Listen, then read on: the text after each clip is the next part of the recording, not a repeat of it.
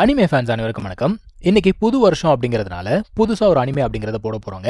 இப்போ வரைக்கும் 2 எபிசோடு வந்திருக்கு. இந்த அனிமே பேர் வந்து பார்த்தீங்கன்னா த்ரெட்ஸ் ஆஃப் ஃபேட், அதாவது விதியின் விளையாட்டு அப்படின்னு கூட வச்சுக்கலாம். இப்போ ஃபர்ஸ்ட் எபிசோட நம்ம பார்க்க ஆரம்பிக்கலாம். இந்த எபிசோட் ஆரம்பத்திலே ஒரு பேட்டில் தாங்க ஸ்டார்ட் ஆகுது. 2 கிங்டம், ஒரு கிங்டம் வந்து ஷியா கிங்டம், இன்னும் வந்து யோஷன் கிங்டம். இந்த ஷியா கிங்டம் என்ன பண்ணுறாங்க, யோஷன் கிங்டம் மொத்தமாக அழிச்சிட்டாங்க. இதுக்கு காரணம் என்னென்னா, இந்த யோஷன் கிங்டமில் இருக்கக்கூடிய அந்த பிரின்சஸ் அவங்க வந்து இன்னொரு கிங்டமில் கல்யாணம் பண்ணாங்க. அவங்களுக்கு உதவி செய்யணும்னு போய் கடைசியாக இவங்களுக்கு ஆப்பு வந்துடுச்சு. ஆனால் இந்த ஃபேமிலியில் உயிரோடு இருக்கக்கூடிய ஒரு குழந்தை இருக்குது. இப்போ இந்த குழந்தைய வச்சு தான் என்ன பண்ணணும், இவங்க பழி வாங்கணும். அப்போ அந்த ஷியா கிங்டம் பழி வாங்கக்கூடிய மொத்த பொறுப்பு யார்கிட்ட போகுது, இந்த குழந்தைகிட்ட போகுது. அதே சமயத்தில் அந்த ஷியா கிங்டமில் பார்த்தீங்கன்னா அங்கேயும் ஒரு குழந்தை பிறந்திருக்கு. அவங்களுக்கு நல்லாவே தெரியும் இப்போ செஞ்ச இந்த காரியத்தினால இந்த குழந்தைக்கு ஃப்யூச்சரில் ஆபத்து வரும். அதனால் இப்போ என்ன பண்ணுறாங்கன்னா ஒரு செக்டாரில் அவனை ஜாயின் பண்ணி விடுறாங்க. அந்த செக்டாரை சேர்ந்தவனுக்கும் நல்லா தெரியும், அதனால் இவனை நல்லா ட்ரெயின் பண்ணணும் அப்படின்னு சொல்லிட்டு முடிவு பண்ணுறாங்க. ஸோ த்ரெட்ஸ் ஆஃப் ஃபேட்னு சொல்லிட்டு எதுக்காக வச்சாங்கன்னு இப்போ புரியுது அவங்களுக்கு. இந்த 2 குழந்தைங்களோட விதி எப்படி ஆட போகுது அப்படிங்கிறதான் பார்க்க போகிறோம். இப்போது 18 வருஷம் அப்படிங்கிறது கடந்து போச்சு. இந்த ஷாங் கிங்டமை காட்டுறாங்க. அந்த ஒரு பையன் நல்லா வளர்ந்துட்டான். ஆனால் விஷயம் என்ன தெரியுமா, இன்னமும் இவங்க அந்த ஷியா கிங்டமோடைய கண்ட்ரோலில் தான் இருக்காங்க. இப்போ இவங்களுக்கு அந்த ஒரு அரியணை தேவை அப்படின்னா ஒரு 9 நெயில்ஸ், அதாவது ஆணிகள். இதை வந்து என்ன சொல்கிறாங்க, டிராகன் லாக்கிங் நெயில்ஸ் அப்படின்னு சொல்கிறாங்க. இந்த 9 நெயில்ஸை இவங்க என்ன பண்ணுவாங்க, அவனுடைய போன்ஸில் அடிப்பாங்க. எதுக்காக தெரியுமா, அவனுக்குள்ளே இருக்கக்கூடிய அந்த ஸ்பிரிட் பீஸ்ட்டை கண்ட்ரோல் பண்ணுறதுக்காக. இதை பண்ணால் மட்டும்தான் இவனால் வந்து ஆட்சியில் உட்கார முடியும். அதுதான் வந்து ரூல். இந்த ரூலை யாரா செட் பண்ணது தானே கேட்குறீங்க, வேற யார், அந்த ஷியா கிங்டம் தான். இவ்வளோ விஷயத்தையும் அந்த பையனோட தாத்தா அந்த பையன்கிட்ட சொல்லிக்கிட்டு இருக்காரு. என்ன சொல்றாரு, இதுதான் நம்மளுடைய டெஸ்டினி அப்படிங்கிறாரு. இதை அவன் ஏற்றுப்பானா, யோசிச்சு பாருங்க. இவன் என்ன சொல்றான், யோ தாத்தா இதுக்கு பேர் தான் டெஸ்டினியா, உனக்கு ஷியா கிங்டமை பார்த்து பயம்னு சொல்லு அப்படிங்கிறான். அந்த ஒரு சண்டை நடந்தது இல்லை, அந்த ஒரு வார் நடந்தது இல்லையா, அந்த சமயத்தில் இவங்க அப்பா வந்து ஹெல்ப் கேட்டிருக்காரு. ஆனால் இவர் எந்த ஒரு ஹெல்ப்புமே அனுப்பவே இல்லை. கடைசியாக சண்டை போட்டு போர்க்களத்திலேயே அவர் மட்டும் இல்லை, இவனோட அம்மாவும் இறந்து போயிட்டாங்க. அதான் அவன் சொல்கிறான், எனக்கு வந்து எங்கள் அப்பாவோட அணைப்பும் தெரியாது, எங்கள் அம்மாவோட அன்பும் தெரியாது, இப்படி தானே நான் வளர்ந்துருக்கேன். இதை பேசிக்கிட்டே இருக்கும்போது அவன் உடம்புக்குள்ளே இருந்து ஒரு டிராகன் லாக்கிங் நெயில வெளியில் எடுத்துட்டான். அப்போ இன்னும் 8 இருக்கு அவன் உடம்புக்குள்ள. அந்த தாத்தா என்ன தெரியுமா சொல்கிறான், இதெல்லாம் நடக்கணும்னு எனக்கு மட்டும் என்ன ஆசையா, உங்கள் அப்பா வந்து அறிவுகட்டத்தனமாக பண்ணான். ஆக்சுவலாக அவங்க அப்பா என்ன பண்ணாரு, அவங்க அம்மாவுடைய கிளானை காப்பாற்றணும் அப்படிங்கிறதுக்காக ஆட்கள் கூட்டு போய் சண்டை போட்டார். இது வந்து அந்த ஷியா கிங்டமுடைய ரூல்ஸுக்கு அகேன்ஸ்ட். இவர் ஆள் அமைச்சிருந்தாருன்னு வச்சுக்கோங்க, இந்த கிங்டமும் சேர்த்து மொத்தமாக அழிஞ்சு போயிருக்கும். அதான் அவர் சொல்கிறாரு, ஒரு ராஜாவுடைய கடமை என்ன தெரியுமா, அவனுடைய நிலத்தை அவன் பாதுகாக்கணும், அதுதான் நம்முடைய டெஸ்டினி அப்படிங்கிறாரு. ஆனால் இவன் என்ன சொல்கிறான், எங்கள் அப்பா அம்மாவை கூட என்னால் பாதுகாக்க முடியல, அப்புறம் நான் கிங்காக இருந்து என்னத்தை கழட்ட போகிறேன் அப்படின்னு கேட்குறான். இப்போது இன்னொரு நெயிலையும் ரிமூவ் பண்ணலாம் அப்படின்னு பார்த்தா அந்த நெயில் வெளியில் வர மாட்டேங்குது, பயங்கர ஸ்ட்ராங்காக இருக்குது. அந்த தாத்தா என்ன சொல்கிறாரு, இங்கே பாரு அது வந்து உன்னோட கோரில் அடித்து வச்சுருக்காங்க, அது வெளியில் எடுக்கிறதுலாம் சாதாரண விஷயம் கிடையாது அப்படிங்கிறாரு. இவன் என்ன சொல்கிறான், கண்டிப்பாக அது எல்லாத்தையும் நான் வெளில எடுப்பேன், அப்போ நீ என்ன பண்ணுவேன் அப்படின்னு கேட்குறான். மறுபடியும் நான் உடம்புல அடிச்சு விட வேண்டாம் அப்படிங்கிறான். அந்த ஆளு, இங்கே பாரு நாளைக்கு உனக்கு பட்டமளிப்பு விழா, ஒழுங்கு மரியாதை இந்த ட்ரெஸ்ஸை போட்டு வந்து சேருன்ட்டு அந்த ஆள் பாட்டுக்கு போய்கிட்டே இருக்கான். இப்போது நெக்ஸ்ட் டே பார்த்தீங்கன்னா இந்த பட்டமளிப்பு விழாக்கு ஏகப்பட்ட பேர் கூடியிருக்காங்க. இவங்கெல்லாம் அவளை காத்துக்கிட்டு இருக்காங்க. எங்கடா அவரை வர சொல்லுங்கடா, மகுடத்தை சாத்தணும் அப்படிங்கிறாங்க. எங்கடா பிரின்ஸ் அப்படின்னு கேட்டால் அவன் எங்கே வந்தான், இந்த ஆள் கொடுத்த ட்ரெஸ் எல்லாம் எரிச்சு விட்டுட்டு அவன் பாட்டுக்கு கிளம்பி போய்கிட்டு இருக்கான். அவன் ஒன்றே ஒன்று தான் சொல்கிறான், இந்த நெயில்ஸை நான் ரிமூவ் பண்ணுற வரைக்கும், இந்த டெஸ்டினியை நான் மாற்றுற வரைக்கும் இந்த கிங்டம்க்கு நான் ராஜா கிடையாதுன்னு சொல்லிட்டு போயிட்டான். இப்போ இந்த இன்ஃபர்மேஷன் இந்த ஆளுக்கு வந்து சேருதா. இந்த ஆள் என்ன யோசிக்கிறான், இன்னும் உடம்புல வந்து டிராகன் நெயில்ஸ் இருக்குது, அதோட தான் அவன் அங்கேருந்து கிளம்பி போகிறான். அவனை வெளியில் போக விடாதீங்க, நார்த் என்ட்ரன்ஸை சீல் பண்ணுங்கடா அப்படிங்கிறான்.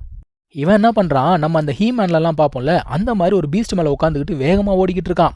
அங்கே ஒரு மிகப்பெரிய சீல் ஆல்ரெடி இருக்குது. இவங்க தாத்தாவுடைய மிகப்பெரிய அவதாரம் அந்த இடத்துல வந்து என்ன சொல்லுது, இங்கே பாரு இதுதான் உன்னோட டெஸ்டினி, இது வந்து உன்னோட ரத்தத்திலே எழுதியிருக்கு, உன்னால் அதை மீற முடியாது அப்படிங்கிற மாதிரி சொல்கிறாப்புல. அட போயா சரிதான்னு சொல்லிட்டு அந்த சீலெல்லாம் அடித்து உடச்சிக்கிட்டு போகிறான். அங்கே போய் பார்த்தா ஒரு ஜென்ரல் ஒருத்தன் வருவானா. ஆஹா என்னடா நார்த்தன் ஜென்ரல் வேற வரான், நம்மக்கிட்ட சண்டை போட போகிறானான்னு சொல்லிட்டு இவனும் சண்டை போட ரெடி ஆகுறான். ஆனால் வந்தவன் திடீர்னு மண்டி போட்டுருவானா. என்னடா அப்படின்னு கேட்டால் அவன் ஒரிஜினலாக பார்த்தீங்கன்னா அந்த யோஷன் இருந்ததுல அந்த கிங்டமை சேர்ந்தவன். 18 வருஷத்துக்கு முன்னாடி வார் நடந்தது இல்லையா, அந்த சமயத்தில் எல்லாரும் இறந்து போனதுக்கப்புறம் இந்த பையனை கூப்பிட்டு போனாங்களே குழந்தைய, அது எல்லாத்தையுமே அவன் பார்த்துருக்கான். அதுக்கப்புறம் தான் அவன் இந்த ஒரு கிங்டமுக்கு வந்து ஜென்ரலாக ஜாயின் பண்ணியிருக்கான். அதான் அவன் என்ன சொல்கிறான், நீ வந்து நல்லபடியாக பெரிய மனுஷனாக வளர்ந்தல, அதுதான் என்னுடைய மிகப்பெரிய சந்தோஷமே. உங்கள் அம்மா சாகிறதுக்கு முன்னாடி என்ன சொன்னாங்க அப்படிங்கிறத இப்போ நான் உங்ககிட்ட சொல்கிறேன் அப்படிங்கிறான். என்ன சொன்னாங்க அப்படின்னு கேட்டால் ஒன்றும் இல்லை, அவங்க அம்மா என்ன சொல்லியிருக்காங்க, நீ மட்டும் இந்த ஒரு குடும்பத்தில் பிறக்காமல் ஒரு நார்மல் ஃபேமிலியில் பிறந்திருந்தா அப்படின்னா ரொம்ப சந்தோஷமாக ஃப்ரீயாக உன்னோட வாழ்க்கையை என்ஜாய் பண்ணியிருக்கலாமே அப்படிங்கிற மாதிரி சொல்லியிருப்பாங்க. இதை தான் இவன் இந்த பையன்கிட்ட சொல்லிட்டு இவனை துரத்திட்டு ஒரு கும்பல் வருது இல்லை, அவங்க கூட சண்டை போடலான்னு சொல்லிட்டு இந்த ஜென்ரல் போய்கிட்டு இருக்கான். ஸோ அந்த ஜென்ரல் கடைசியாக என்ன சொல்கிறான், நீங்கள் இங்கேருந்து கிளம்பி போங்க, இவங்களை நான் பார்த்துக்கிறேன் அப்படிங்கிறான்.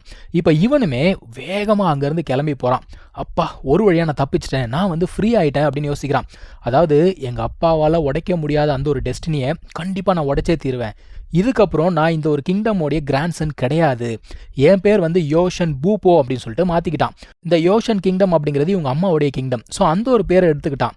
இதுக்கு மேலே வந்து இந்த கிங்டம் பேரை அவன் பயன்படுத்த மாட்டான். இப்படியே அங்கேருந்து தப்பிச்சு ஓடினவன் கடைசியாக எங்கடா வரான் அப்படின்னு பார்த்தீங்கன்னா, ஒரு பனி படர்ந்த ஒரு இடத்துக்கு வராங்க. இதுதான் இந்த ஷாங் கிங்டமோடைய கடைசி எட்ஜ். இதை தாண்டியாச்சு அப்படின்னா இந்த கிங்டம் மட்டும் முழுசாக வெளியில் போயிட்டதா அர்த்தம். இப்போ இவனை ஏற்கனவே ஏதோ ஒரு பீஸ்ட் சுத்து போட்டுக்கிட்டு இருக்கீங்க. அதே இடத்துல அந்த பனி நிறைந்த இடத்துல இன்னொருத்தன் அங்கே உட்காந்து மெடிடேஷன் பண்ணிக்கிட்டு இருக்கான். அவன் வந்து லெவல் 5 ரீச் ஆகணும் அப்படிங்கிறதுக்காக மெடிடேஷன் பண்ணிக்கிட்டு இருக்கான். இன்னொரு 9 நாள் இருக்குது அவனுக்கு வந்து பிரேக் த்ரூ கிடைக்கிறதுக்கு. ஒரு டிராகன் அவனை பாதுகாத்துக்கிட்டு இருக்கு. ஸோ அவனை யாரும் டிஸ்டர்ப் பண்ணக்கூடாது அப்படின்னு யோசிச்சுக்கிட்டே இருக்கும்பொழுது நம்ம ஹீரோ உள்ளுக்குள்ளே அப்படியே நடந்து வருவானா. அவனும் பார்க்குறான், என்னடா இவ்வளோ குளிருக்கு நடுவில் எவனோ ஒருத்தன் காலை மடக்கி உட்காந்துக்கிட்டு இருக்கான், நான் உண்மையாக தான் பார்க்குறேன்னா இல்லை ஏதாவது ஹலுசினேஷனாக தெரியலையேன்னு சொல்லிட்டு நடந்து போகிறான். உண்மைதான்ப்பா, எவனோ ஒருத்தன் உட்காந்துக்கிட்டு இருக்கான், ஆரடா ஃப்ரீஸ் ஆகி செத்துக்கிட்டு போயிட்டானா அப்படின்னு சொல்லிட்டு பக்கத்தில் போய் பார்த்தா மூச்சு காற்று இருக்குது. இவன் பேர் வந்து ஜியாங்லி. இவன் யார் தெரியுமா, அந்த ஷியா கிங்டமில் இன்னொரு குழந்தை பிறந்ததில்ல அந்த சமயத்தில், அவன் தான் இவன். மொத்தத்தில் அந்த இடத்துல இருக்க ஐஸ் எல்லாம் வந்து பயங்கரமாக இடிய ஆரம்பிக்குது. இவனுக்கு ஏதோ ஆபத்து, இவனை பாதுகாக்கிறன்னு நினச்சிக்கிட்டு அங்கேருந்து அவனை வலிச்சு மேலே போட்டுக்கிட்டு இவன் நடந்து போய்கிட்டு இருக்கான். என்னமோ இவர் தான் அவனோட உயிரை காப்பாற்றினா அப்படிங்கிற மாதிரியும், இவர் இல்லை அப்படின்னா அவன் செத்தே போயிருப்பான் அப்படிங்கிற மாதிரியும் சார் பேசிட்டு நடந்து போய்கிட்டு இருக்காரு. அதாவது இவரால் மட்டும்தான் இந்த ஒரு லேண்டில் உயிரோடு தப்பிச்சு போக முடியுமா. இவன் பேசிக்கிட்டே இருக்கும்போது பின்னாடி ஒரு பீஸ்ட் இவனை ஃபாலோ பண்ணிக்கிட்டே வருது. அது என்ன சொல்லுது, இந்த ஜியாங்லி இருக்கான்ல அவனோட பிளட் வந்து ரொம்ப பவர்ஃபுல்லாக இருக்கான், போன்ஸ் எல்லாம் சூப்பராக இருக்கான். ஆனால் இன்னொருத்தன் ஒன்றுத்துக்கும் உதவாதவன் அப்படிங்கிற மாதிரி சொல்லுது. இது இவன் காதில் விழுந்துருச்சு. அது அட்டாக் பண்ணும்போது இவனை தூக்கிக்கிட்டு அவன் வந்து சண்டைலாம் போடுறாங்க. அதுக்கப்புறமா அவன் என்ன பண்ணுறான், அவனை ஓரமாக படுக்க வச்சுட்டு யாரை பார்த்துறா உதவாதவன் சொன்ன அப்படிங்கிற மாதிரி கேட்குறான். அந்த பீஸ்ட் என்ன சொல்லுது, நீ ஒரு தம்மா துண்டு பூச்சி, ஆனால் உனக்கு நல்ல காது கேட்குதே அப்படிங்கிற மாதிரி சொல்லுது. ஸோ இப்போ அந்த பீஸ்ட்டுக்கும் நம்ம பூப்போக்கும் சண்டை ஆரம்பிக்குதுங்க. அந்த பீஸ்ட் என்ன சொல்லுது, உன்னோட எலும்பு ஒவ்வொன்றத்தையும் முறிக்கிறான் பாடுறா அப்படிங்கிற மாதிரி சொல்லுது. நம்ம ஹீரோ என்ன பண்ணுறான், யார் எலும்பை முறிக்கிறாங்க பார்க்கலான்னு சொல்லிட்டு சண்டை போட ஆரம்பிக்கிறாங்க. பூப்போ ஆக்சுவலாக பார்த்தீங்கன்னா நல்லா ஸ்ட்ராங்காகவே இருக்கான், நல்லாவே எதிர்த்து அடிக்கிறான். ஒரு அடியில் என்ன பண்ணுறான், கண்ணில் அடிச்சிட்டான் போல தெரியுது. அதுக்கு வந்து கண்ணு ஒழுங்காக தெரியல. ஆனாலுமே அது என்ன பண்ணுது, வாழை வச்சு சரியான அடி அடிச்சுதுங்க இவனை. அதுக்கப்புறம் என்ன பண்ணுதுன்னா, ஜாங்லி படுத்துட்டு இருக்கான்ல அவனை மொத்தமாக வந்து பிடிச்சிட்டு ஐஸை யூஸ் பண்ணி இப்போ அந்த பீஸ்டோடைய மொத்த கவனமும் எங்கே இருக்குன்னா ஜாங்லி மேலே தான் இருக்குது. இவன் கத்துறான், இங்கே பேர் ஒழுங்கு மரியாதை அங்கேருந்து ஒதுங்கி போய்டு அப்படிங்கிற மாதிரி கத்துறான். ஆனால் ஜாங்லி ஒன்றும் அந்த இடத்துல வந்து சாதாரணமாக இல்லை. அவனுக்குள்ளே ஒரு டிராகன் அவனை பாதுகாத்துட்டு இருக்குல்ல, அது வெளியில் வருது. அந்த டிராகன் வெளியில் வந்து அதோடைய பவரை பயன்படுத்தும் போது ஏகப்பட்ட ஐஸ் கிறிஸ்டல்ஸ் மாதிரி என்ன பண்ணுது, அந்த ஒரு பீஸ்ட் அட்டாக் பண்ணுது. இப்போ அந்த பீஸ்ட் உடம்பு மேலெல்லாம் ஐஸ் ஃப்ளவர் மாதிரி பூக்க ஆரம்பிக்குது. மொத்த பூவும் வெடிச்ச உடனே அந்த பீஸ்ட் இருந்த இடமே தெரியாமல் காணாமல் போச்சு. இப்போ கூட பூப்போ பார்த்தீங்கன்னா என்னமோ இவர் தான் காப்பாற்ற போகிற மாதிரி ஜம்ப் பண்ணி போகிறாரு. ஜாங்லி என்ன பண்ணுறான், வச்சு ஒரு அடி அடிக்கிறான் பாருங்க, தூரமாக போய் விழுந்துடுறான். ஸோ இப்போ 2 பேருமே பனியில் கீழே விழுந்துட்டாங்க. ஆக்சுவலாக ஜாங்லி இருக்கான் பாருங்க, அவனுக்கு அவனோட மாஸ்டர் வந்து ஒரு டாஸ்க்கை கொடுத்து அமைச்சிருக்காரு. நீ இத்தனை நாட்களுக்குள்ள லெவல் 5 ரீச் ஆகணும் அப்படிங்கிறதான் டாஸ்க்கு. ஆனால் நம்மால் உள்ளுக்குள்ளே பூந்து எல்லா ஆட்டத்தையும் கலைச்சி விட்டான் போல. ஏதோ ஒரு மிகப்பெரிய ஆபத்து வருது போல தெரியுது. அதுக்குள்ளே இவன் வந்து ஸ்ட்ராங் ஆகணும் அப்படிங்கிறதுக்காக அவர் அமைச்சிருந்தாரு. இங்கே கதை வேறு மாதிரிலாம் போய்கிட்டு இருக்கு. ஸோ இதோட இந்த ஒரு எபிசோட் முடியுதுங்க. நம்ம அடுத்த எபிசோடில் கண்டினியூ பண்ணலாம். தேங்க்யூ ஸோ மச் ஃபார் வாட்சிங். Take care. பாய்.